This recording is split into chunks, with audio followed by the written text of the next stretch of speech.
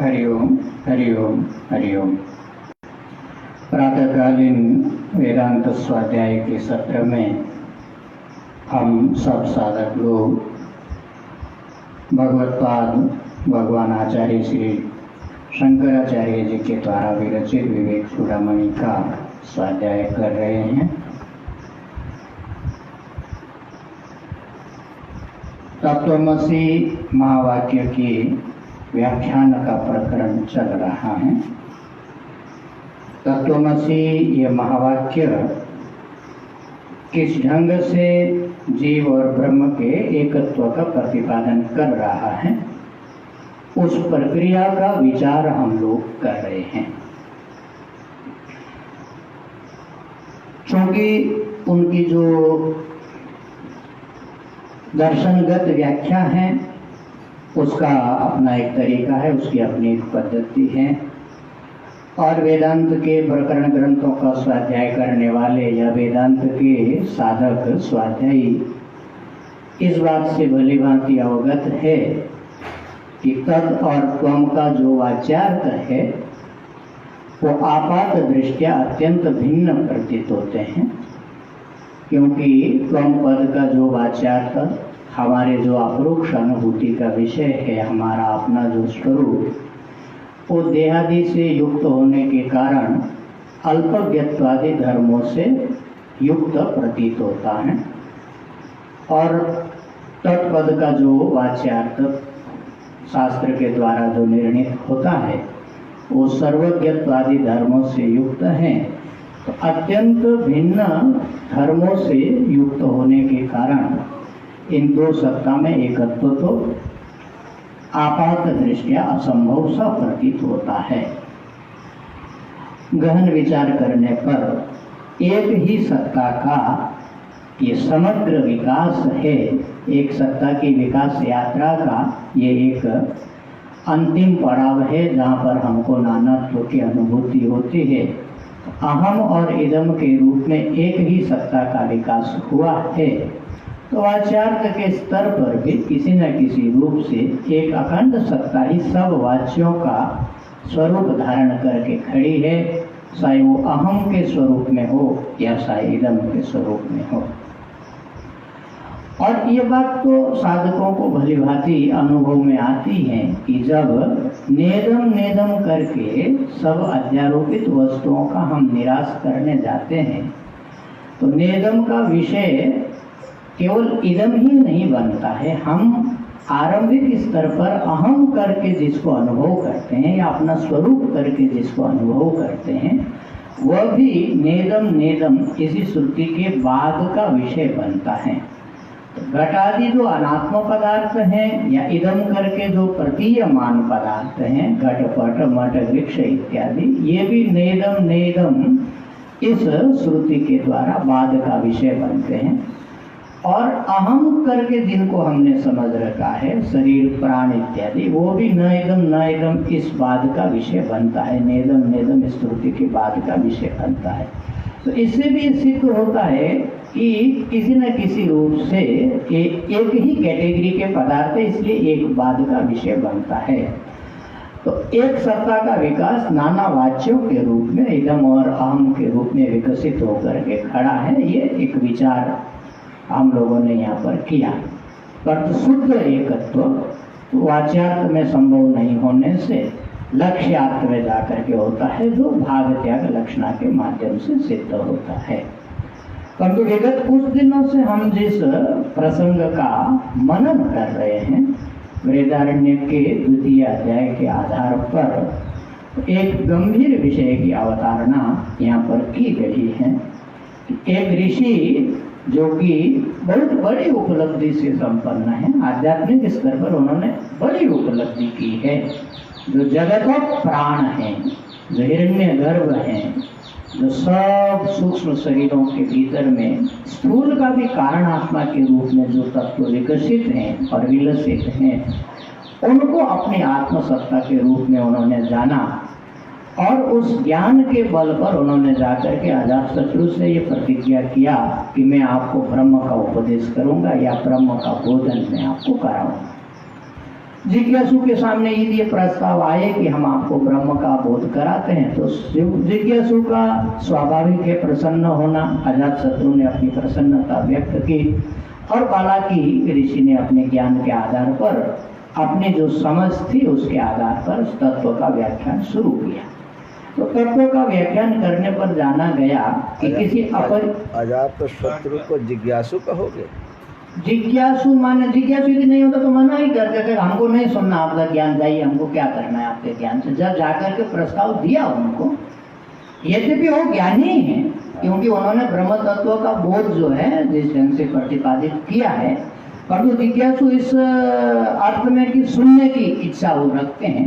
उन्होंने जब प्रस्ताव दिया तो बड़े प्रसन्न होकर के, बल्कि दान वान दे करके कि आप 1000 को हम आपको इस बात का ही दे रहे हैं गो कि आप हमको ब्रह्म विचार सुना रहे हैं। शुश्रूषु तो हैं, हाँ, जिज्ञासु है कि नहीं? हाँ, शुश्रूषु, ठीक है। क्यों? उनको तो ज्ञान है ना, ज्ञान है, ठीक है, ठीक है। इसलिए ज्ञानी भी है। वो बलाका का बेटा है ना, इसलिए बालाकी, उसका नाम बालाकी, मैंने गार्ग्य हैं, नाम उनका गार्ग्य है। बलाका उसकी माँ है, बलाका उनकी माँ का नाम है, बालाकी गार्ग्य। बालाकी गार्ग्य उनका पूरा नाम है, बालाकी। मेरा खाली इतना ही पॉइंट था कि ज्ञानी होने पर हाँ, कोई माने ब्रह्मदंड नहीं है कि उनको चर्चा में कोई रस नहीं होगा या किसी से ब्रह्म की चर्चा नहीं करेंगे। ना, वो तो उनका करना ही है, वो क्यों नहीं करेंगे? वो अजातशत्रु ज्ञानी होने पर भी वो तो उनका मुख्य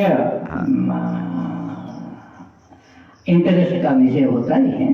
तो जब उनको चिंतन करने वाले मिलते हैं तो वहाँ पर अजातशत्रु ने जो टेक्निक अपनाई, जो प्रैक्टिकल टेक्निक ब्रह्म का दर्शन कराने की, ये टेक्निक हम साधकों को पकड़ में आनी चाहिए। टेक्निक ये थी कि कोई एक सोया हुआ पुरुष था जिसके पास में वो लेकर के गए उनको, और सोए हुए पुरुष को अब आवाज दी।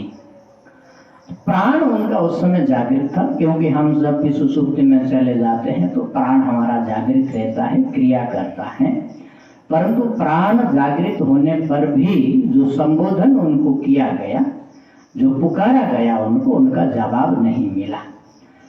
तो मेरे ख्याल में अजातशत्रु ने इस टेक्निक से बालाकी को, गार्ग्य ऋषि को, उनकी जो समझ की अपूर्णता है उसकी तरफ इंगित किया कि यदि सब कुछ होता प्राण ही, और प्राण यदि चेतन होता तो हमारे आवाज का या हमारे प्रश्न का उत्तर देना चाहिए था, नहीं दिया। तो फिर उन्होंने जो है उनको हिला करके जगाया तो वो जागृत हुआ। फिर उसके बाद में 2 प्रश्नों के माध्यम से ब्रह्म विचार जो है वहाँ पर बहुत गंभीरता के साथ किया गया। मुख्य प्रश्नों का स्वरूप यही है जिनका उत्तर हम खोज रहे हैं और जिनके उत्तर का हमने विचार किया कि एक तो ये सुषुप्ति काल में कहाँ चला जाता है, क्या बन जाता है, इसका हो क्या जाता है, और दूसरा प्रश्न ये था कि जब सुषुप्ति से ये वापिस आता है तो कहाँ से आता है, जब जागता है तो व्यक्ति कहाँ से प्रकट होता है। और इन 2 प्रश्नों के माध्यम से यहाँ व्यवहारिक एक छोटी सी निद्रा जो कि हमारी प्रतिदिन की अनुभूति है उसको आधार बना करके ब्रह्म तत्व का गहन विमर्श इस प्रकरण में किया गया। तो क्या हो जाता है, इस प्रश्न का ये उत्तर दिया। एक प्रक्रिया के माध्यम से वो हृदय देश में प्रवेश होकर के हृदय आकाश में जाकर के सोता है। तो यहाँ पर हृदय आकाश का मतलब है एक व्यापक सत्ता, सर्व उपाधि रहित एक व्यापक सत्ता जो सर्वत्र व्यापक है और हमारे हृदय में भी व्यापक है।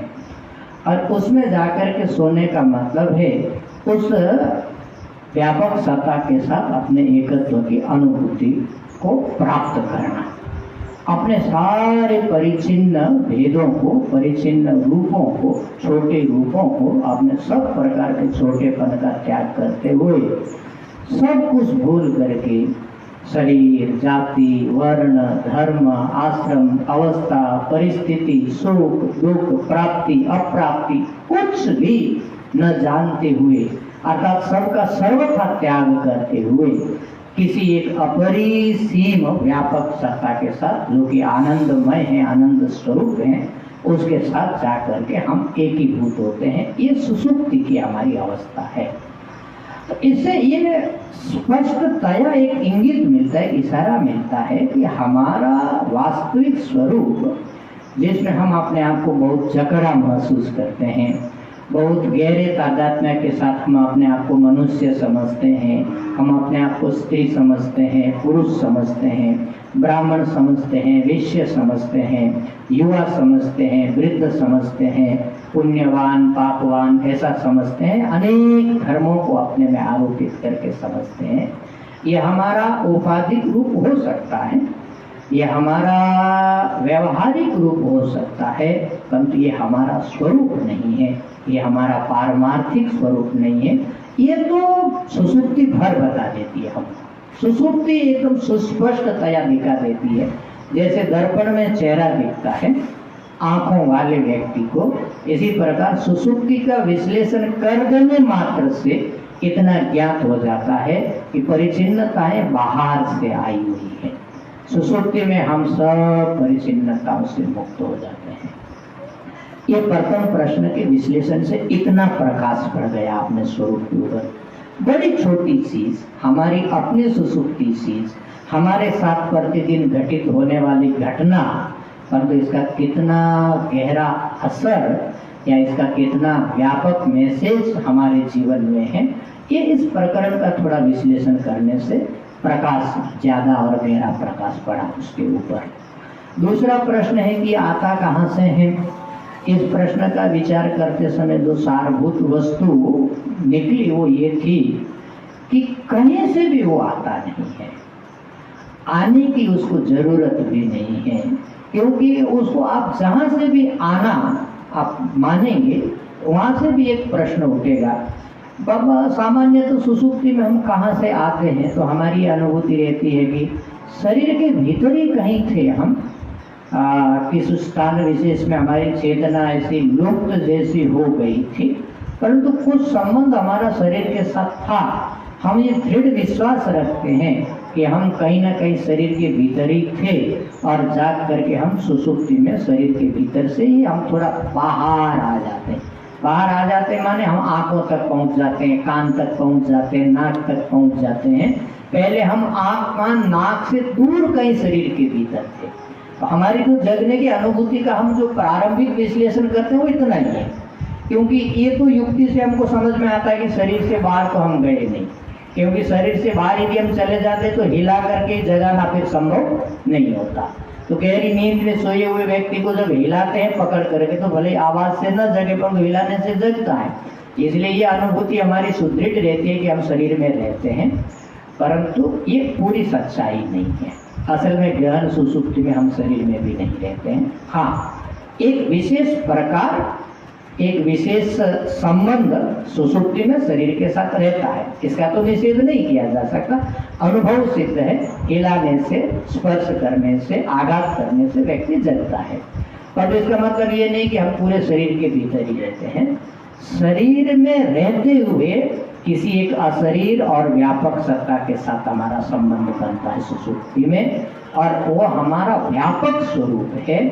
तो हम अभी वर्तमान में जहाँ पर हैं कहीं से आए नहीं हैं, हम अभी भी अपने स्वरूप में ही मौजूद हैं, क्योंकि आना फिर वो किसी प्रश्न का उत्तर नहीं होता है, क्योंकि आना जो है फिर वहाँ कहाँ से आए, वहाँ कहाँ से आए, वहाँ कहाँ से आए, ये प्रश्न बना ही रहता है। और इस प्रश्न की परिसमाप्ति होती है व्यापक सत्ता में जाकर के। इस विशेषण के साथ स्वम अपि तो भवति, सुषुप्ति शब्द की व्याख्या के अनुसार जब जानते हैं कि सुषुप्ति में स्वयं स्वयं को प्राप्त करता है, तो इसका मतलब ये नहीं है कि जब सुषुप्ति में नहीं रहता तो स्वयं अस्वयं हो जाता और अस्वयं जाकर के पुनः किसी स्वयं को प्राप्त करता है।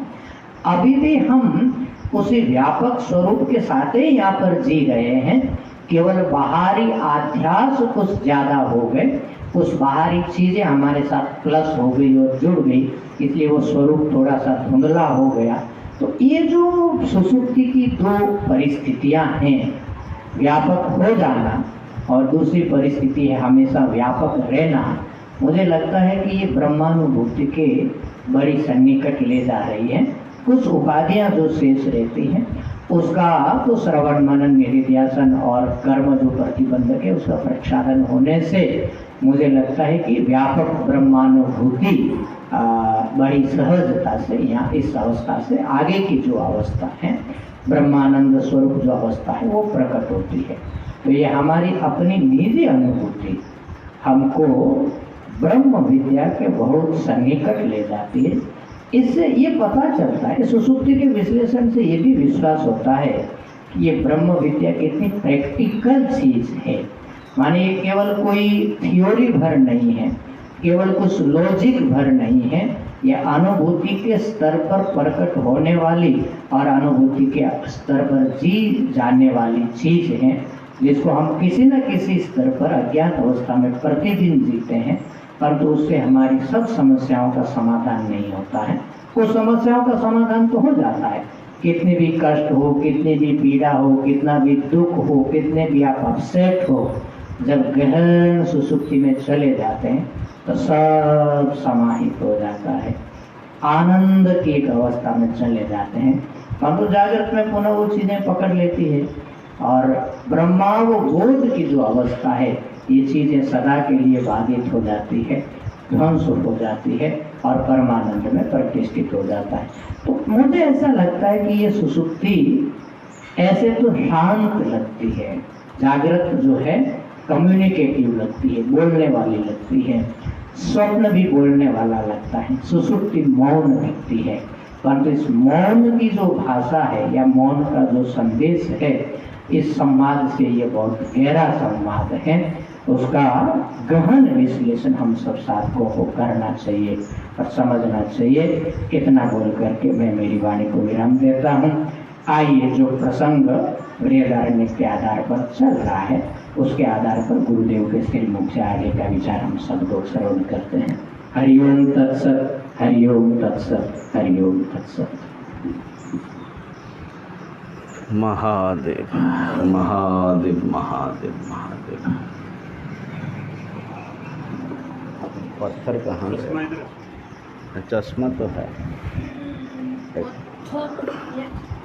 पत्थर वो कुछ भी नहीं किया, जैसे दूध वगैरह उपलब्ध कराना पड़ेगा, फैन परेशान करेगा, ऐसी चिटकी सी हो। हाँ।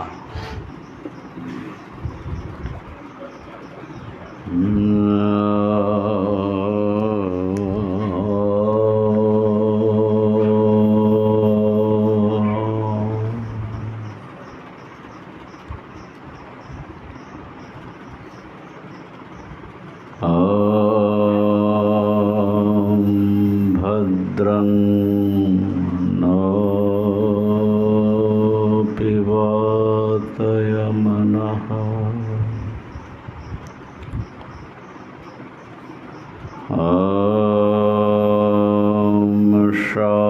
शान्तिः शान्तिः शान्तिः। शङ्करं शङ्कराचार्यं केशवं बादरायणं सूत्रभाष्यकृतो वन्दे भगवन्तो पुनः पुनः। ईश्वरो गुरुरात्मेति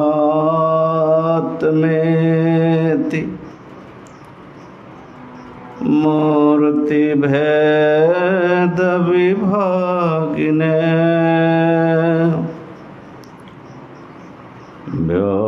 व्योमवद् व्याप्तदेहाय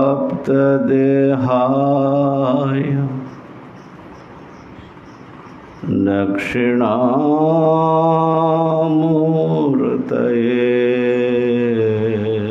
नमः। ॐ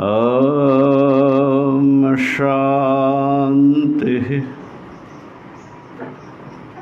शान्तिः शान्तिः।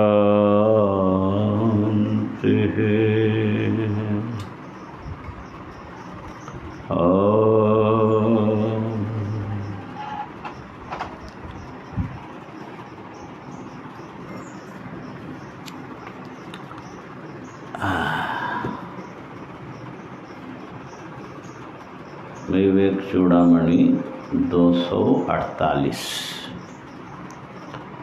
नेदं नेदं कल्पितत्वान्न सत्यं नेदं नेदं कल्पितत्वान्न सत्यं रज्जौ दृष्टव्यालवत्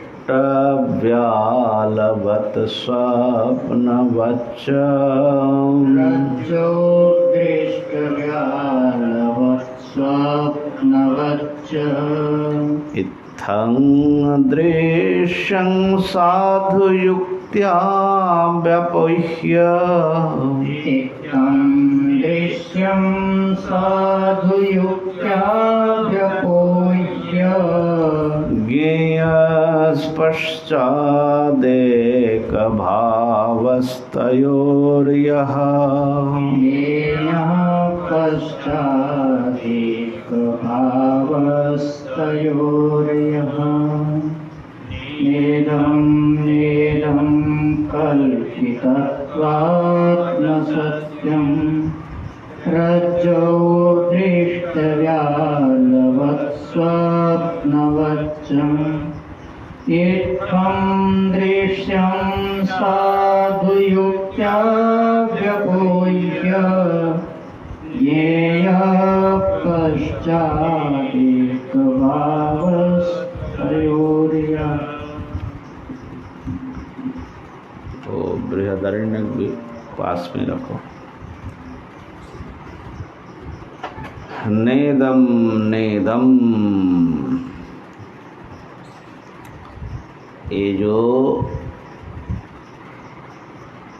दृश्य हैं, ये दृश्य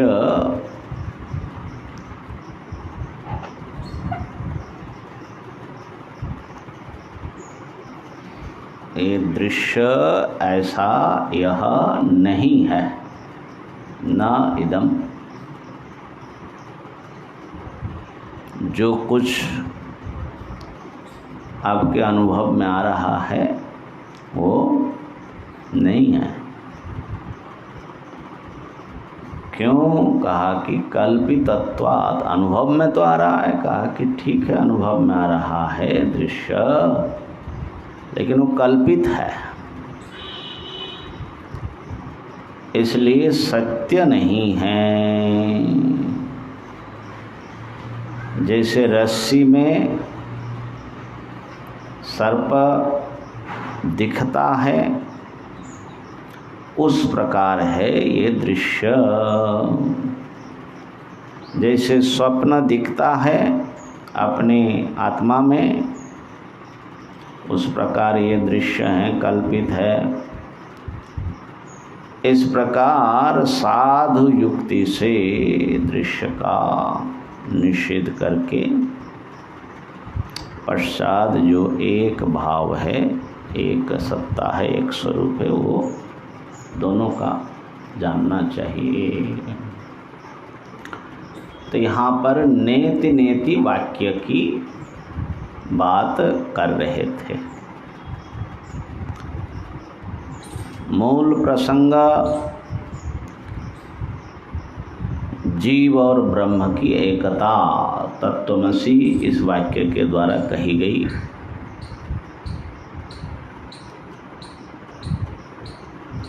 तो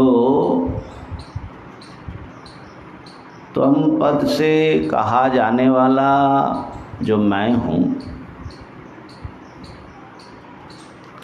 और तत्पद से कहा जाने वाला जो ईश्वर है, जगत कारण, इन दोनों को एक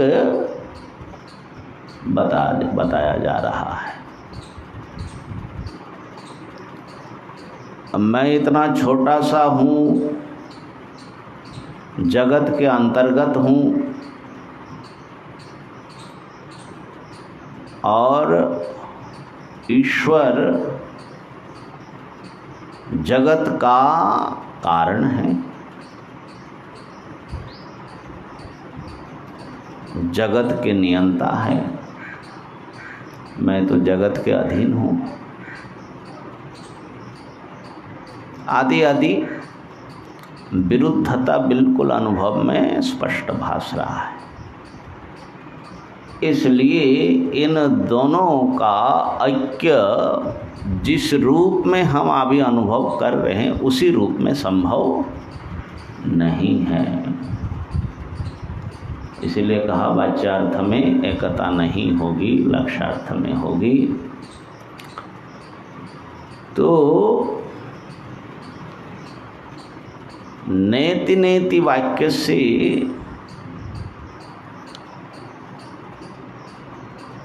जीव भाव का और ईश्वर भाव का निषेध करके, समस्त दृश्यों का निषेध करके एक अद्वितीय वस्तु ही मात्र सत्य है, वही जीव रूप में और ईश्वर रूप में है। वो एक अद्वितीय वस्तु मैं ही हूँ, ऐसा जानना चाहिए। तो यहाँ जो दृश्यों का निषेध कहा, नेदम नेदम,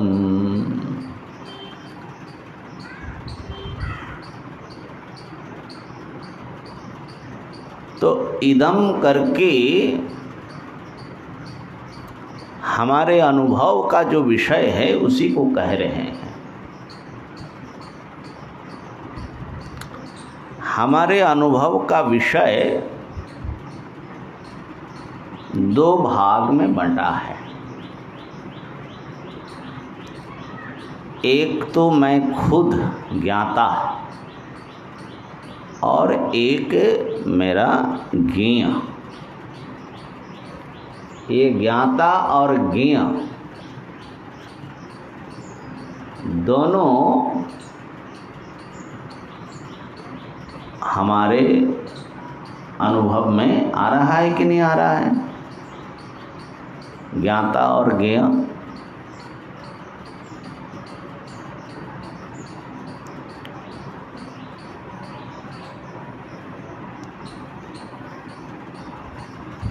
नींद आ जाएगी तो ज्ञाता ज्ञेय ऐसा नहीं महसूस होगा। बाकी तो मैं हूँ जानने वाला और ये सब मेरा ज्ञेय है, मने अनुभव का विषय है। अब इन दोनों का निषेध करना है। न इति न इति, ज्ञाता भी ज्ञाता नहीं, ज्ञेय भी ज्ञेय नहीं।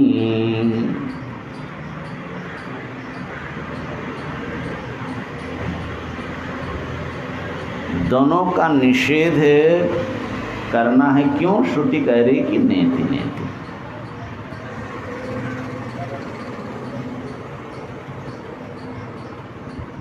तो ज्ञाता को, ज्ञाता का जो स्वरूप है अभी आपके अनुभव में जो आ रहा है, तो ज्ञाता को अध्यात्म समझो, अध्यात्म। और ज्ञेय जो है वो आधिदैविक समझिए।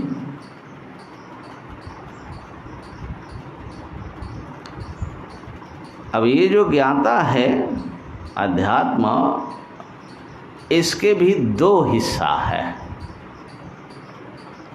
ये जो शरीर है जिसमें चक्षुसार है वो तो मूर्त है, 3 भूतों से मुख्य रूप से बना है। और इसके भीतर देखना, सुनना, बोलना, चलना जिसका धर्म है, ऐसा एक जो तत्व है जिसके नाना विचार, नाना भाव के अनुसार रूप बदलता है,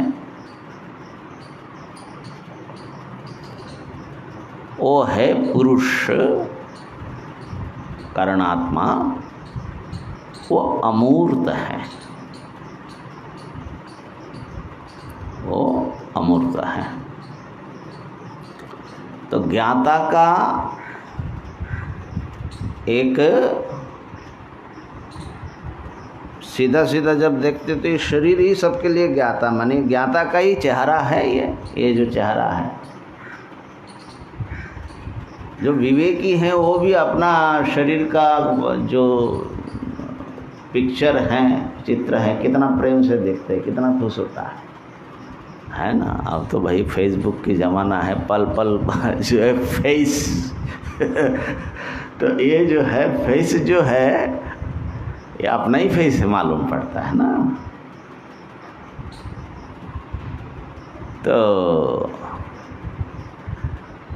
थोड़ा सूक्ष्म में जो देखता है तो वो जो है इसके भीतर जो एक पुरुष बैठा हुआ है जो इन नेत्रों के द्वारा देख रहा है, कर्ण गोलक से उसके भीतर जो श्रवणेन्द्रिय सुन रहा है, आदि आदि 17 अवयव या 19 मुख, अगर मांडुक्य के अनुसार कहा जाए मुख वाला, तो ऐसा एक भीतरी अध्यात्म में इस बाह्य देह के भीतर भी एक कोई अमूर्त तत्व है जिसको इंद्रिय से तो नहीं जान सकते, लेकिन इंद्रिय रूप है।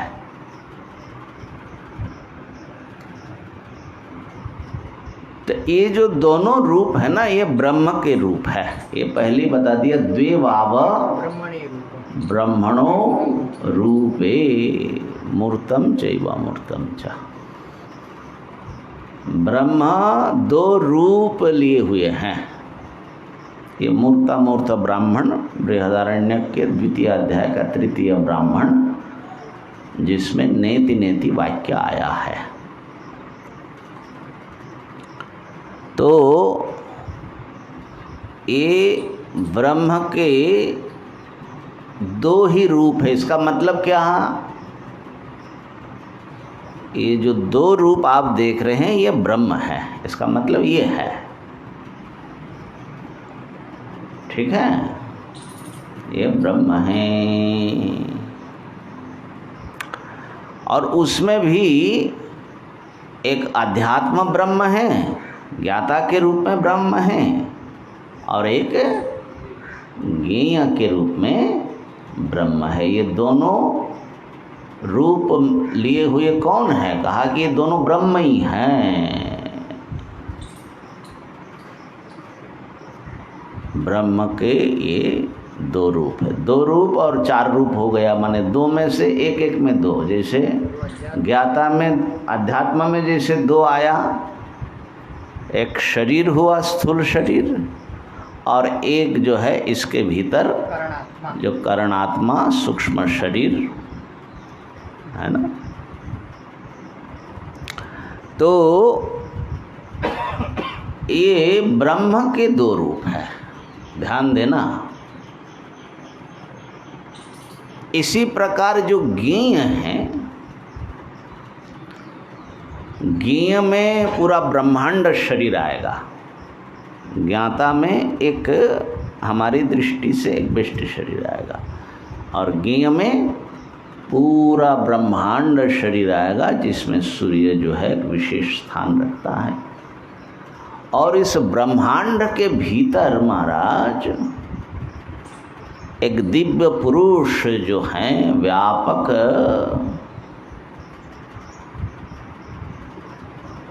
प्राण हिरण्यगर्भ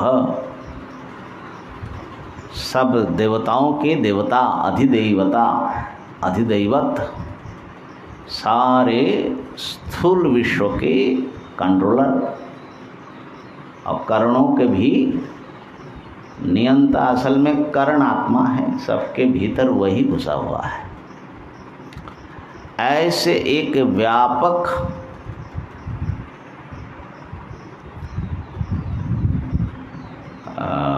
पुरुष, दिव्य पुरुष इस स्थूल ब्रह्मांड जिसका शरीर है उसके भीतर निवास कर रहे हैं।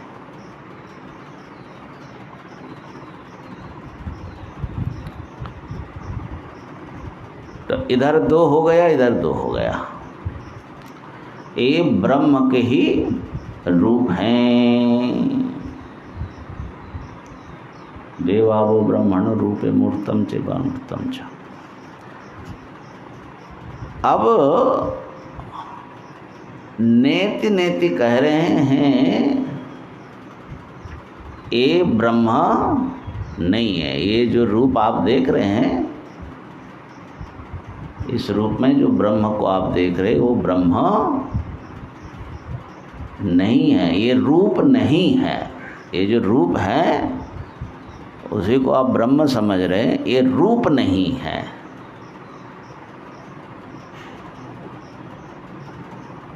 नेति नेति। और खाली ये रूप नहीं है माने अध्यात्म में ये देह ये नहीं है, प्राण ये नहीं है, ब्रह्मांड शरीर नहीं है, उसके भीतर हिरण्यगर्भ नहीं है, इतना ही मात्र नहीं, नेति नेति विवसार्थ है। इसलिए जो कुछ देखा जा सकता है, सोचा जा सकता है, समझा जा सकता है, सबका निषेध। ये सब नहीं है।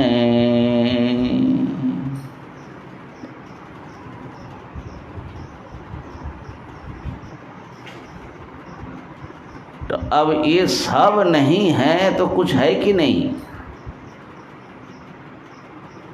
बोले भाई सब नहीं है, कुछ भी क्यों होगा, बचाने की जरूरत क्या है? सब नहीं है। ये कोई भी जो कुछ आपको अनुभव में आ रहा है कुछ भी नहीं है।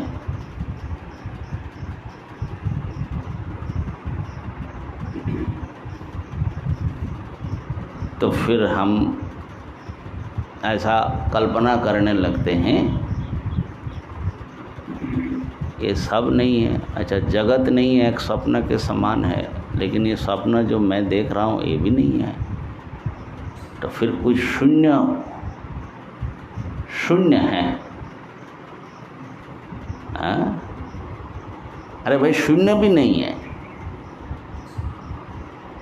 शून्य है ये किसने बताया आपको? शून्य भी नहीं है।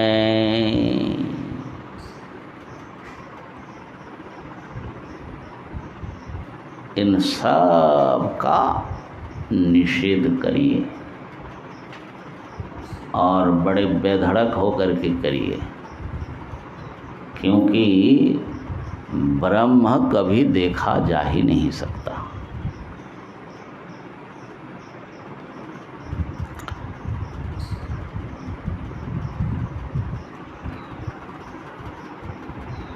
सबका निषेध करने से कि ये सब कुछ भी ब्रह्म नहीं है, तो आप जो ब्रह्म को जानना चाहते हैं उस आपकी जो जिज्ञासा है, विविदिशा है, उसकी क्या स्थिति होगी?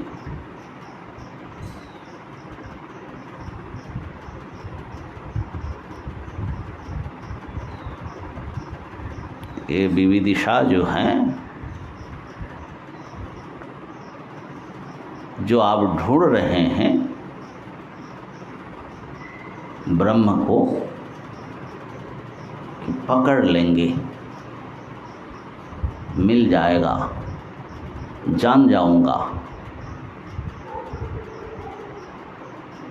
ब्रह्म को आप जान नहीं सकते, क्योंकि ये जो कुछ जाना जा सकता है कुछ भी ब्रह्म नहीं है।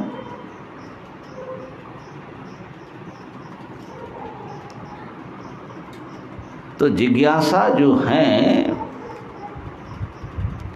शांत होने लगेगी।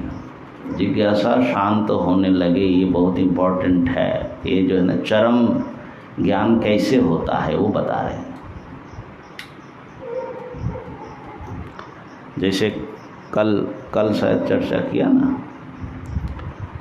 कि भाष्य पढ़ करके हम लोगों ने विचार किया, विविदिशा का, हाँ, विविदिशा जो है निवर्तिता स्यात्, दिक् काला आदि विषय कहीं पर, क्योंकि ब्रह्म जो बाहर जो कुछ देख रहे हो ब्रह्म नहीं, तो भीतर जो है माने मैं ब्रह्म हूँ, या इस शरीर के भीतर कुछ है जो ब्रह्म है आभ्यंतरीण कोई वस्तु के रूप में, तो वो जो है अनंतरम अबाह्यम श्रुति कहती है, वो न बाहर है न भीतर है। तो भीतर भी नहीं बाहर भी नहीं, तो आप किधर ध्यान देंगे, किधर आपकी वृत्ति को दौड़ाएंगे, कैसे जानेंगे?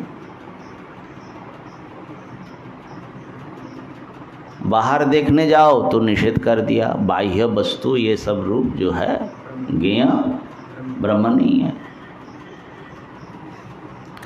अब भीतर घुसने जाए तो भीतर के जहाँ तक घुसो वो सब के सब ब्रह्म नहीं है। तो अगर इसको आपने समझा कि न भीतर है न बाहर है, न भीतर पकड़ा जाएगा न बाहर पकड़ा जाएगा,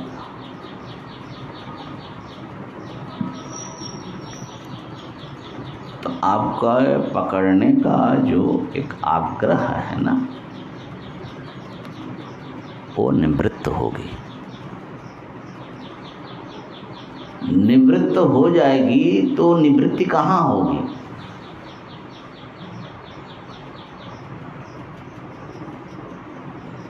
कर्ता में ही होगी, प्रवृत्ति कर्ता।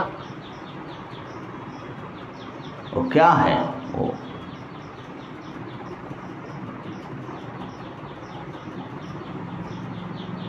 क्या है? किसमें निवृत्ति होगी? यहाँ तो कहा है कि आत्मन्येव, वो आत्मा में ही ये हमारी बुद्धि हमारी प्रज्ञा स्थिर हो जाएगी, शांत हो जाएगी। हम ऐसा कहते हैं कि जो जानने में जो चीज़ आती है, जो इससे जाना जाता है, वो सब चीज़ें पर है।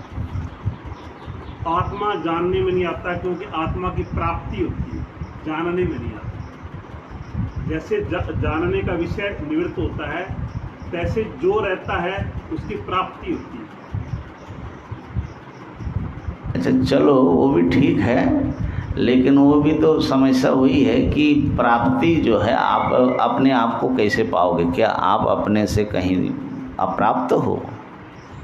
प्राप्त की प्राप्ति, तो फिर तो बात वही होगी जब पहले से ही प्राप्त हैं तो अज्ञान की निवृत्ति मात्र अपेक्षित है ना। इसीलिए माना जाता है कि ज्ञानाति, आपकी जो है स्वर्णहार खो गया, जब किसी ने याद दिलाया अरे हमारे गले में ही पड़ा हुआ है रुद्राक्ष की माला, मिल गया। तो मिल गया मतलब क्या हुआ? कहाँ से मिला? विस्मृति को। हाँ, बस वो जो विस्मृति थी वो भ्रम था कि मुझे मेरे पास नहीं हो, उसका हटना ही प्राप्ति है। तो ज्ञान और प्राप्ति एक ही अर्थ में प्रयोग होता है वेदांत में। हाँ, तो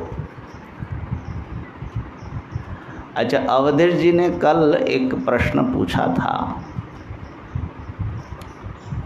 कि बोले चैतन्य तो अपने में तो समझ में आता है, पूरा ब्रह्मांड लिविंग बॉडी आपने बताया, लेकिन ये जैसे कुर्सी हैं, ईटा है, पत्थर है, ये सब चेतन तो हम लोगों को लगता नहीं है। माने चेतन ही सब कुछ है, ये बात घूम करके आती है ना। इदम सर्वम जदयम आत्मा, आत्मा ही ये सब कुछ है।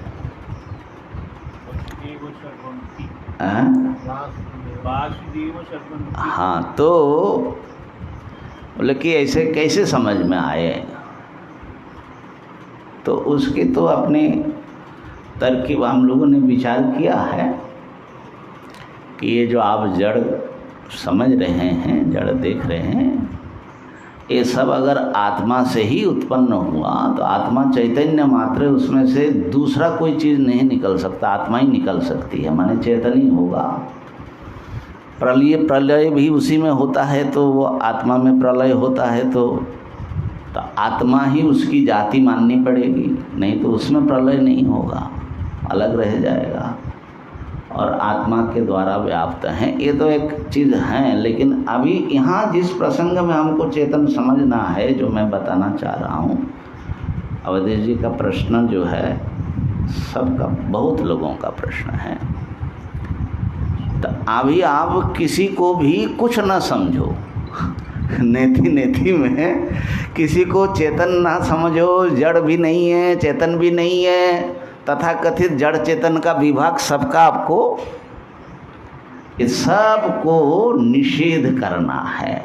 जैसे रस्सी में सांप नहीं है, ऐसे सर्प के समान ये मैं तथा कथित चेतन और जड़, इसलिए ज्ञाता ज्ञेय विभाग करके ये समझा रहे हैं। तो ये सब के सब जो हैं मिथ्या हैं, इसको तो युक्ति से भी समझेंगे मिथ्या कैसे, लेकिन श्रुति ने निषेध कर दिया दोनों का, ज़्यादा युक्ति वक्ति दिया नहीं, लेकिन सीधे सीधे अथात आदेश नेति नेति, ऐसा नहीं है, ऐसा नहीं है। तो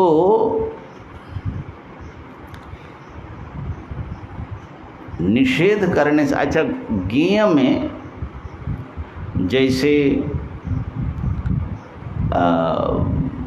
ब्रह्मांड जो स्थूल है, इंद्रिय से गृहीत होने वाला, वो भी ज्ञेय है। उसके भीतर जो हिरण्यगर्भ व्यापक दिव्य पुरुष हैं, वो भी ज्ञेय हैं। उनके अंतर्यामी के रूप में अगर ईश्वर तत्व तक आपकी दृष्टि पहुंच रही है, कारण तत्व हिरण्यगर्भ का जन्म होता है, तो वो जो ईश्वर हैं वो यदि ज्ञेय हैं, वो यदि कुछ है तो वो भी नहीं है,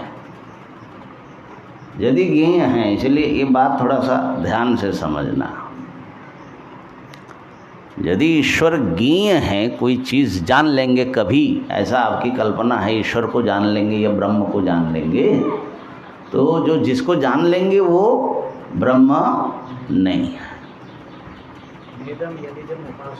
हाँ,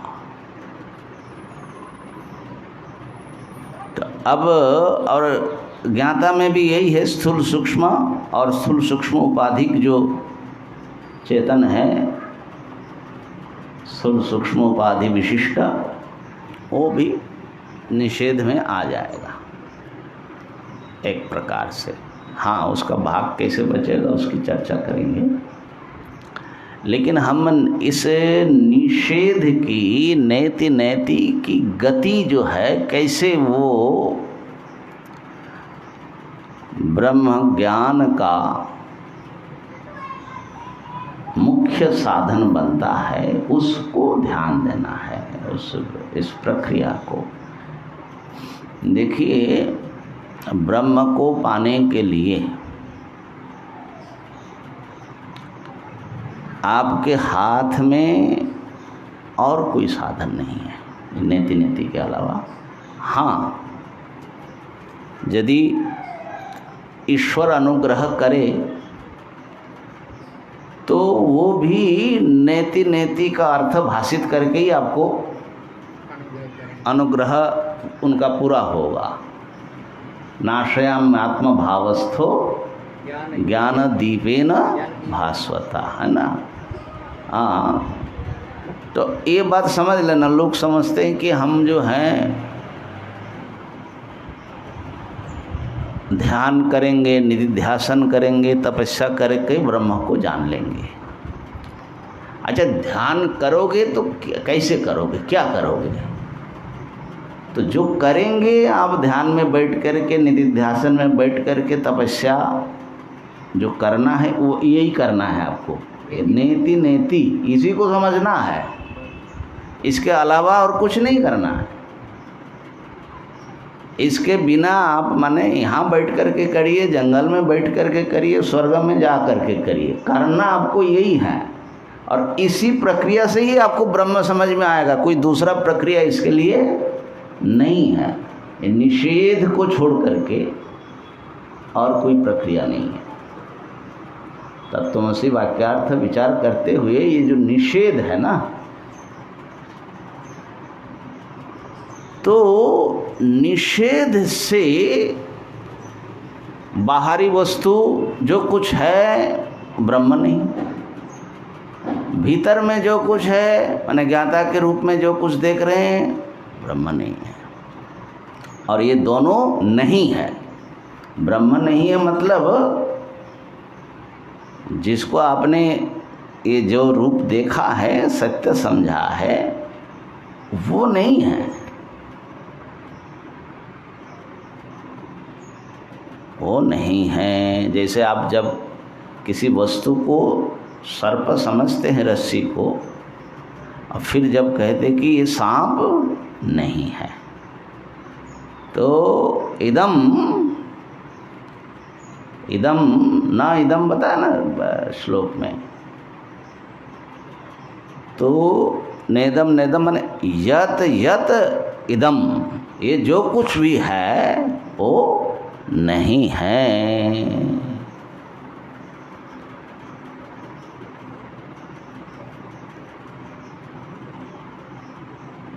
तो बुद्धि जो है जानने के लिए प्रवृत्त हुई, जिज्ञासु के लिए ये प्रतिपादन है। जो जिज्ञासु नहीं है,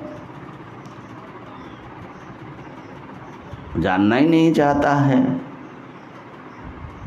तो उसकी बुद्धि जो है बिना नेति नेति का ही कृतार्थ हो जाएगा कि नहीं? वो भी जानना नहीं चाहता है। आपकी भी जिज्ञासा निराकरण के लिए इतनी सब पापड़ बेल रहे, वेदांत पढ़ा रहे हैं। तो बहुत फर्क है। क्या फर्क है? फर्क ये है कि जिसको गंगा जी पार करना है वो गंगा जी के इस किनारे खड़ा है, वो भी नौका में नहीं है। और जिसने गंगा जी पार कर दी और उस किनारे चला गया है, हाँ, वो भी नौका में नहीं है। हाँ, दोनों ही नौका से तो नीचे ही है, हाँ, परंतु दोनों का भी नौका के नीचे होने में बहुत अंतर है। हाँ, एक पार पहुंच करके अब उसको नौका की प्रयोजनीयता नहीं है, इसलिए वो नौका से नीचे है। और एक अभी उठा ही नहीं है, उसकी अभी जर्नी ही शुरू नहीं है, इसलिए वो नीचे है। दृष्टांत में तो बढ़िया दिया, लेकिन ये सीधा देखिए, जो वेदांत के साधक नहीं है, जिज्ञासु नहीं है, तो वो इदम नहीं है ऐसा समझते हैं क्या? वो तो ज्ञाता भी है, ज्ञेय भी है, वो जो इंद्रिय से देखता है वो सब कुछ है, यही ना मानता है।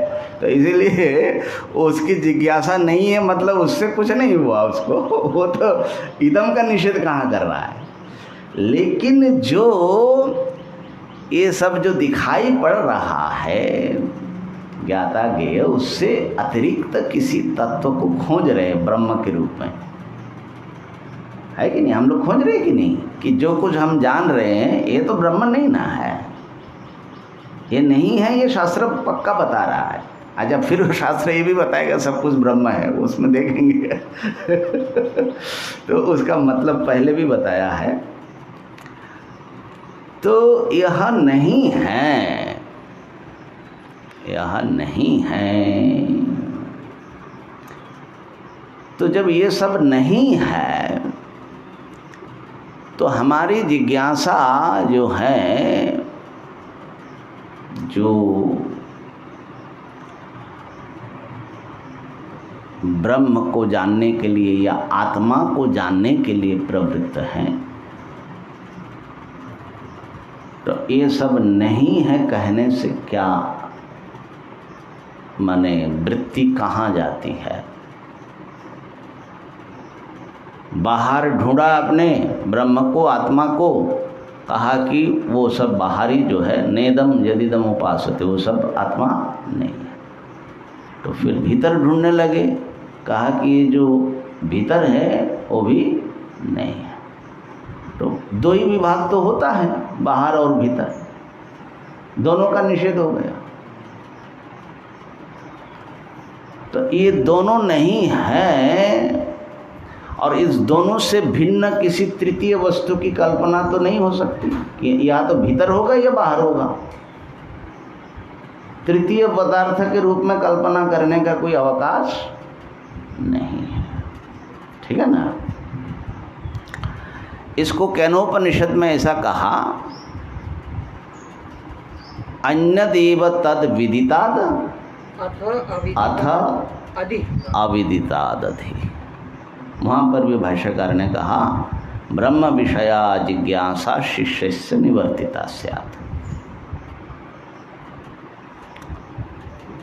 अब जानने के लिए आए और वो जिज्ञासा पूरी हो गई, पूर्ण हो गया जिज्ञासा। मतलब कैसे?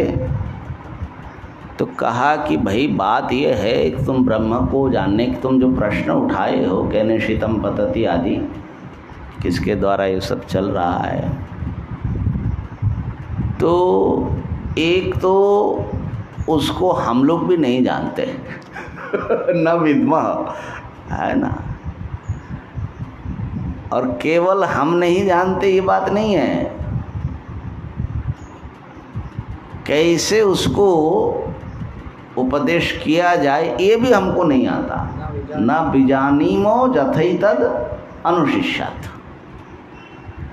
अरे महाराज, चेला बना करके इतनी सेवा कराया, आप बोलते हो कि हम नहीं जानते और इतना भी नहीं मालूम है कि कैसे बोला जाए।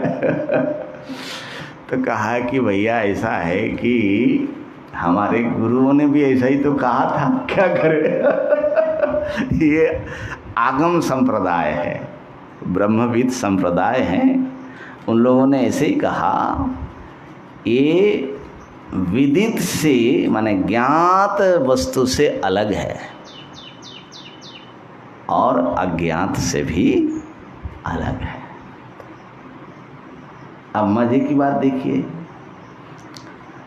जितना जो कुछ आप देखते हो, सुनते हो या किसी के भी द्वारा देखा सुना जाता है, वो सब विदित है। तो विदित वस्तु जो है वो ब्रह्मात्मा नहीं है। तो आपकी वृत्ति किधर जाएगी कि जो कुछ हम देख रहे हैं, सुन रहे हैं या देखा सुना जा सकता है इंद्रियों से, किसी न किसी का विदित हो सकता है, वो तो ब्रह्मा नहीं है। तो इसका मतलब क्या है कि कुछ अविदित चीज़ है। अभी आपके लिए दो ही विभाग है, या तो कुछ आप जानते हो और बाकी कुछ नहीं जानते। इसके अलावा कोई विभाग है क्या? कुछ हम जानते हैं, कुछ नहीं जानते, और तो कोई विभाजन नहीं हो सकता। तो अब ये दोनों विभाजन का निषेध कर रहे हैं, ठीक है ना। और ये ध्यान देना, जब असल में एक के निषेध से दूसरे का भी निषेध हो जाता है एक प्रकार से। जब कहा कि जिसको जाना जाता है ज्ञान क्रिया से, जिसको ज्ञात किया जाता है विधि क्रिया, वो विदित वस्तु ब्रह्म नहीं है। तो ऐसी कल्पना नहीं करना कि आज से 10 साल बाद या अनेक जन्मों के बाद जब मैं ब्रह्मज्ञानी जब बनूंगा साधना करके, तब ब्रह्म को जान लूँगा। अरे भाई, कभी भी जब जिसको जानोगे वो क्या होगा? वो विदित होगा। और विदित वस्तु ब्रह्म नहीं है। अभी का विदित और आगे भी विदित हो जाएगा, वो भी ब्रह्म। ये बात ध्यान देना, क्योंकि हमारी जो है ना ऐसी बुद्धि का वो ढांचा ही सोचने का ऐसा बना हुआ है कि अभी तो हम नहीं जानते, कभी तो जान लेंगे ना। यहाँ पर स्वामी कबीर का एक दुआ है, हाँ हाँ कहूँ तो है नहीं, हाँ ना भी कहा न जाए, हाँ हाँ ना के बीच में सत्य रहा समा। ठीक। अब ये बीच वाला जो है बड़ा माने मुश्किल काम है ना। अब बीच में कहाँ से माने, बीच को समझना ही तो सबसे ज़्यादा बड़ी बात है। अब एक हैं आप और दूसरा विभाजन है आपसे भिन्न, है ना। ये दो ही विभाग। अब इसके बीच में क्या मानोगे कि थोड़ा मैं हूँ थोड़ा दूसरा है? बीच नहीं होता, समझे ना। या तो है या नहीं है, या तो विदित है या अविदित है, ठीक है ना। तो विदित वस्तु जो आप जान रहे हैं आज या कल जो जाने थे, और आगे कभी भी जो कुछ जानेंगे आप, जो कुछ आप जान सकते हैं अनंत काल तक, वो ब्रह्म नहीं है। भाई देखो, ये कोई खेल नहीं कर रहा हूँ, न श्रुति खेल कर रही है, बड़ी गंभीर बात है। इसलिए बहुत इसलिए ये इस ढंग से बताया जाता है कि बड़ी सावधान हो कर के माने इसके रहस्य को भेद करना चाहिए, है ना। बात तो ये चुटकी भर में ज्ञान हो सकता है और सैकड़ों जन्म भी लग सकता है। ये हमारे तैयारी के ऊपर है। समझो तो बात जरा सी, हाँ, नहीं समझे पार न पावे। ये ऐसा ही है महाराज। तो विदित वस्तु ब्रह्म नहीं है कहने से क्वचित केनचित कस्यचित जद विदितम, कहीं पर भी कभी भी किसी के भी द्वारा जो ज्ञान जिसको जाना गया वो ब्रह्म नहीं है। ब्रह्म ज्ञात होता ही नहीं कभी। एक बात होगी। तो फिर जो है अविदित, जो हमेशा अविदित रह जाता है, वो ब्रह्म होगा। जो हमेशा अविदित है, क्योंकि विदित नहीं है बोलने से वृत्ति जो है अब ऐसे पकड़ने की जिज्ञासा शांत हो गई। तो फिर क्या रहा? अविदित, जो हमारे इंद्रिय मन के घेरे में कभी आता ही नहीं है, ऐसा जो वस्तु है जिसको हम कभी नहीं जान सकते, वो है अविदित। वो ब्रह्म होगा। अब ये दूसरी दिशा में कल्पना जो है, जब तो वो जो अविदित है ना, कह रहे हैं कि अविदित भी ब्रह्म नहीं है, अविदित भी आत्मा नहीं है।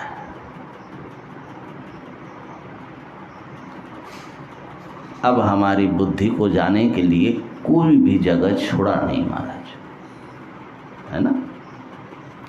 इसलिए भाष्यकार ने वहाँ पर विदित का अर्थ व्यक्त जगत किया, व्याकृत, और अविदित का अव्याकृत कहा। जागृत स्वप्न विदित है और सुषुप्ति न किंचित अविदिशम, अविदित है, वो अविदित का जगह है। यहाँ पर भी जो अमूर्त बताया, अमूर्त में आकाश भी एक आता है ना, तो उसी के अंतर्भुक्त कर लेना चाहिए अव्याकृत को, वो भी एक आकाश है। तो कहने का अर्थ ये है, अगर अध्यात्म की दृष्टि से देखें तो विदित और अविदित ये दो चीज़ है। इस समय हम विदित हैं, विदित स्थिति में हैं, स्वप्न भी हमारा विदित स्थिति है, और सुषुप्ति जो है वो अविदित स्थिति है। इन सब का ये कोई भी चीज़ नहीं है, और समष्टि में भी इसी ढंग की बात है। ठीक है, क्योंकि समष्टि में भी जागृत स्वप्न सुषुप्ति माने स्थूल सूक्ष्म कारण तत्व है। तो सबका अच्छी तरह निषेध कर दीजिए। कुछ भी, जो भी कुछ जाना जाता है या नहीं जाना जाता है, उसका अच्छी तरह निषेध करना है। तो उस समय जिज्ञासु की वृत्ति जो है अत्यंत शांत और प्रसन्न हो जाता है, क्योंकि सबको अभी किस युक्ति से निषेध करेंगे वो भी आएगा, लेकिन अभी खाली निषेध करना है, इतना हम समझ रहे हैं।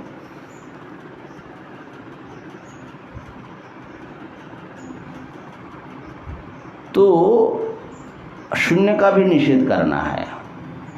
अगर शून्य, देखिए शून्य अगर विदित है तो उसको निषेध करना है, और यदि अविदित है निषेध करना है। तो विदित अविदित में से कोई इसके अतिरिक्त कुछ बचेगा नहीं, इसलिए संपूर्णतः निषेध है।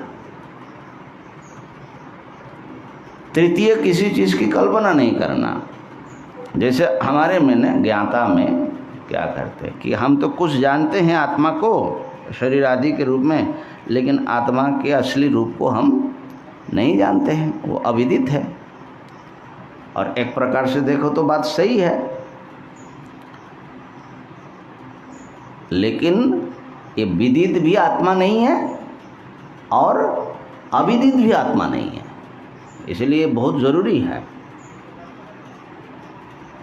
क्योंकि अविदित आत्मा होने से हमें उस अविदित को विदित करने के प्रयास में हम लग जाते हैं, और फिर जो है वो कालांतर में वो किसी प्रकार से शायद ज्ञान हो जाए, ऐसे भ्रम में हम पड़ जाते हैं।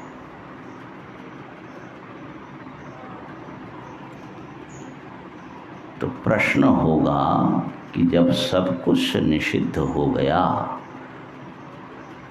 तो फिर तो आत्मा को जानने का या आत्मा नाम की कोई चीज़ बची कि नहीं बची, और उसको जानने का तो फिर कोई अर्थ ही नहीं रहा। तो फिर आत्मज्ञान से मुक्ति आदि की जो बात है, ये सब कैसे कहा जाता है, उसका क्या मतलब है?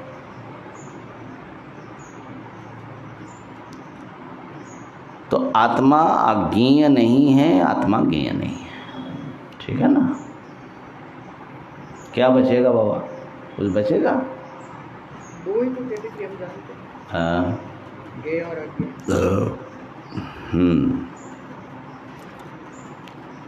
तो वहाँ पर विदित अविदित का निषेध किया, यहाँ पर मूर्त अमूर्त का निषेध किया, और जो है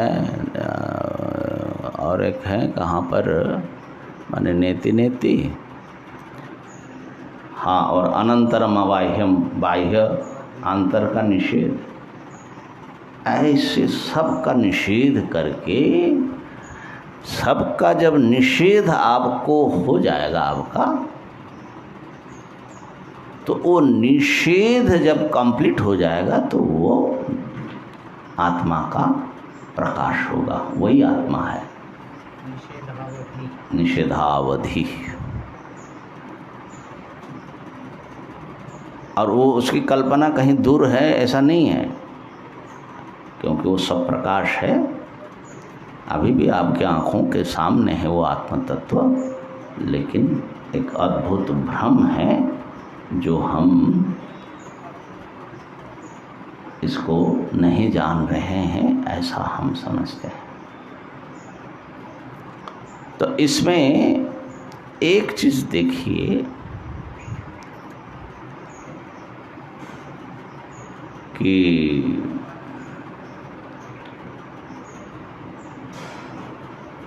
जब हम निषेध करते किसी चीज़ का, किसी भी वस्तु का, तो ऐसे तो निषेध जो है सब प्रतियोगिक और सानुयोगिक होता है। किसी वस्तु का किसी में निषेध होता है, ठीक है। जैसे नायम सर्प जब आप बोलते हैं तो इस निषेध का प्रतियोगी है सांप, और अयम जो सामने उपस्थित वस्तु है वो हो जाएगा अनुयोगी, माने ये वस्तु सांप नहीं है, ठीक है। तो वहाँ पर रस्सी में सांप उपस्थापित हो रहा था, माने सामने उपस्थित वस्तु में, इसलिए वहाँ निषेध हुआ। और यहाँ पर निषेध जो है सर्वनिषेध जैसा है, माने जो कुछ भी ज्ञाता ज्ञेय के रूप में भासमान है, विदित अविदित के रूप में जो कुछ है, सबका निषेध है। तो सबका निषेध कहाँ करोगे? देश काल में निषेध करने का तो अर्थ नहीं है, क्योंकि देश काल अगर आप समझे कि सब नहीं है, माना आकाश है, काल है, तो आपने समझा नहीं बात को। ये सबका निषेध, देश काल कार्य कारण सबका निषेध हो रहा है। तो वो निषेध कहाँ पर होगा बाबा? निषेध से कुछ क्या शेष रह सकता है? क्या कुछ रह सकता है?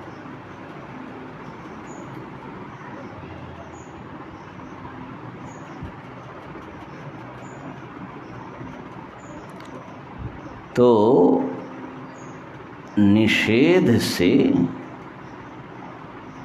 एकमात्र ज्ञान शेष रह जाएगा, आकाश के समान निर्विशेष एक अनुभूति मात्र शेष रहेगा।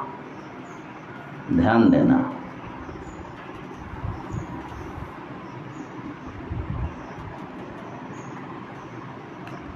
जो कुछ आप देखते हैं वो सब ज्ञान में भासमान है।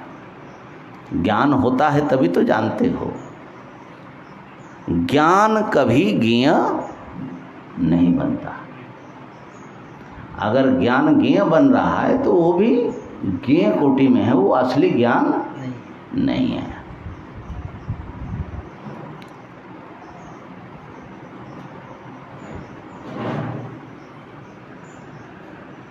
तो ये जो कुछ आप देख रहे हैं, मूर्त अमूर्त, ज्ञाता ज्ञेय, ये सब जो हैं आपके अनुभूति ही इसमें प्रमाण है। ज्ञाता भी अनुभव में आता है और ज्ञेय भी अनुभव में आता है। तो निषेध कहाँ होगा? जहाँ ये भास रहा है वहीं निषेध।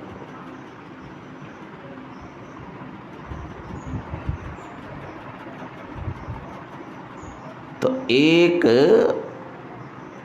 अखंड अद्वितीय देश कालादि परिच्छेद शून्य ज्ञेय ज्ञाता विभाग से रहित समस्त प्रपंचों का जहाँ पर उपशमन हो जाता है, ऐसा एक विज्ञान मात्र, विज्ञान शब्द का प्रयोग उस अर्थ में कर रहे हैं, वही शेष रह सकता है जो निषेध की अनुभूति के रूप में बचेगा। यही निषेधावधि है।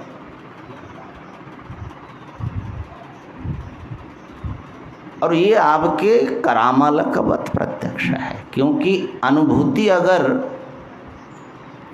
प्रकाशित नहीं होगा अनुभूति अगर खुद अंधकार रूप है तो ये जगत कैसे दिखेगा आपको? प्रकाश प्रकाशित होने से ही तो वस्तुएं दिखती हैं। तो अनुभूति जो है वो स्वप्रकाश है। जो कुछ अनुभव हो रहा है ये सब को वो अनुभव करता हुआ अनुभूति के रूप में वो स्वरूपभूत प्रकाश से ही प्रकाशित है। उसका और कोई अनुभव क्रिया से उसका प्रकाश नहीं हो सकता। ये निषेधावधि है, निषेध की अवधि, निषेध की अनुभूति। तो प्रत्येक पदार्थ जो कुछ आप देख रहे हैं वो उसको आपके अनुभव में भासमान है। पहले ये बात समझ लो।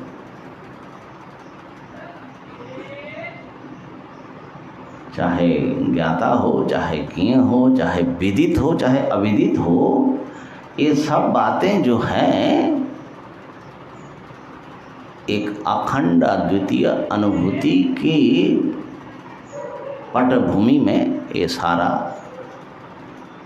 जगत की अनुभूति होती है। बात पकड़ा पाए? अंतःकरण का एक अवस्था हो जाएगा अनुभूति तो अंतःकरण की अवस्था है, तो वो उसका नाम अगर अनुभूति है तो उत्पन्न होगा, विनाश होगा। तो वो किससे जानेंगे फिर? आप कैसे जान रहे हैं कि अंतःकरण की अवस्था है और अंतःकरण की अवस्था उत्पन्न हुई? तो इसलिए ये अंतःकरण की जो वृत्ति हैं ये असली अनुभूति नहीं है, वो अनुभूति से प्रकाशित होने वाला पदार्थ है।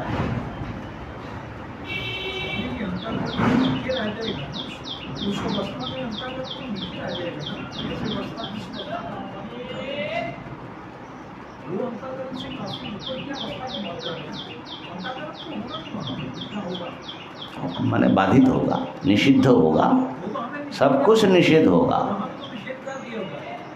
जब हम जैसे आपने बोला है वहाँ पे मेरे कहने का अभिप्राय है अंतःकरण तो वहाँ पे एग्जिस्ट नहीं करना चाहिए, क्योंकि उसको तो हम निषेध करके आगे गए। अंतःकरण आदि से लेकर के सब निषेध उसका सबका करना है। निषिद्ध वस्तु है जो आप अवस्था आदि कह रहे हैं ना, जो कुछ आप कल्पना कर रहे हैं उसका वो निषिद्ध कोटि में जाएगा। हाँ, जो भी है जैसे भी है इसका निषेध मतलब आपको है नहीं। अनुभूति जो है अनुभूति तो अच्छा देखो आपका ही तो हो, जो अनुभव करता है उससे अनुभूति होगा। माने ऐसा है कि बार बार सुनने से बुद्धि की गति होगी उसमें। तो देखो जागृत स्वप्न सुषुप्ति ये तो बड़ा प्रसिद्ध है, ठीक है ना। तो ये जो अभी जागरण अवस्था है हमारी जागृत, तो इस जागृत अवस्था स्वप्न में तो नहीं दिखता है, स्वप्नावस्था सुषुप्ति में नहीं दिखता है, सुषुप्ति अवस्था जागरण स्वप्न में नहीं है। तो ये तीनों जो अवस्था है और तीनों अवस्था में आने वाले जो कुछ भी वस्तुएं आप जान रहे हो,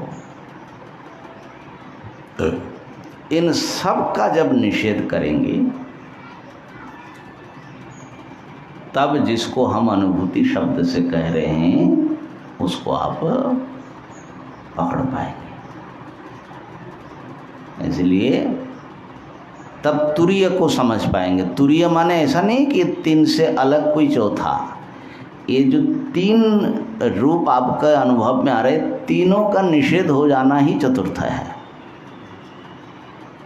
तीन का तीन नहीं है, बस तीन नहीं है, इसका निषेध हो जाना जो है ना ये चतुर्थ है। और भाष्यकार कहते हैं कि तुरीय के अवगम माने जानने के लिए कोई भी दूसरा द्वार नहीं है। इसलिए निषेध व्यापार जो है वेदांत के साधक के लिए बहुत महत्वपूर्ण है। श्रीमान, इसमें कहा कि इंद्रिय जन्य ज्ञान का सद्भाव होने से संसार सत्य दिखाई देता है। हाँ बुद्धिजन्य ज्ञान का सद्भाव होने से संसार असत्य दिखाई देता है। हाँ। आत्मजन्य होने पर अत्यंता अभाव होता है। अच्छा, हाँ, मैंने अब जिस अभिप्राय से कह रहे हैं उस अभिप्राय से वहाँ तक जा सकते हैं। तो समय हो गया, भाष्य से थोड़ा सा पढ़ना था लेकिन कल पढ़ेंगे। आज इतना ही ले जाओ। क्या सबका निषेध जो हम कर रहे हैं, माने बेधड़क निषेध करिए। जो कुछ आप निषेध कर सकते, अहम के रूप में, इदम के रूप में। अहम भी इदम है, क्योंकि एक विशिष्ट ज्ञाता भी एक विशिष्ट ज्ञेय है ना, दूसरे ज्ञेय पदार्थ से अलग दिख रहा है, इसलिए ज्ञेय ही है। तो परिच्छिन्न वस्तु मात्र का ये जब ये सब कुछ नहीं है, तो सब कुछ नहीं है ये ऐसा माने निषेध है, तो केवल मात्र निषेध से उपलक्षित जिसने निषेध को देखा, अब ये हमको बोलना पड़ रहा है लेकिन वही फिर कल्पना को माने पंखा ना मिले। जिसने निषेध को देखा, जिसने निषेध को देखा, वो एक अखंड अद्वितीय अनुभूति मात्र शेष रहेगा। उसको वो न उत्पन्न होता है, ना विनष्ट होता है, ना उसका कोई संग होता है। आपकी किसी हरकत से उसके ऊपर कोई असर नहीं पड़ेगा। आप कितना भी बुद्धि व्यापार कर लीजिए, उसको आप जान नहीं सकते। क्यों? क्योंकि समस्त बुद्धि व्यापारों का, समस्त वृत्तियों का, समस्त तथाकथित अनुभवों का वो साक्षी हैं, अधिष्ठान है। तो इस प्रकार से आज यहाँ पूर्ण करता हूँ। कल फिर देखेंगे कि निषेध का कैसे हम निषेध को ठीक से आत्मसात करें, और भाष्य से थोड़ा एक अंश पढ़ना है, तो उससे चीज़ जो है एकदम माने जो बात हम कह रहे हैं वो आपके हृदय में एक प्रामाणिक बुद्धि होना बहुत ज़रूरी है। उससे फिर आप जो है बल मिल जाता है विचार के लिए। ओम पूर्णमदः पूर्णमिदं पूर्णात् पूर्णमुदच्यते पूर्णस्य पूर्णमादाय पूर्णमेवावशिष्यते। ओम शांतिः शांतिः शांतिः।